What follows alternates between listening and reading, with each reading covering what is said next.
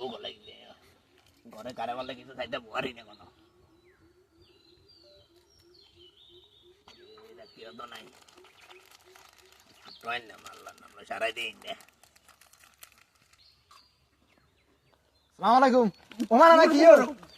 আনে রোজা দিনে গিয়ে করে না কামে কেনে এড়া আইবে টাইমে দিন আর কেন হিয়া আনে রোজা দিনে কি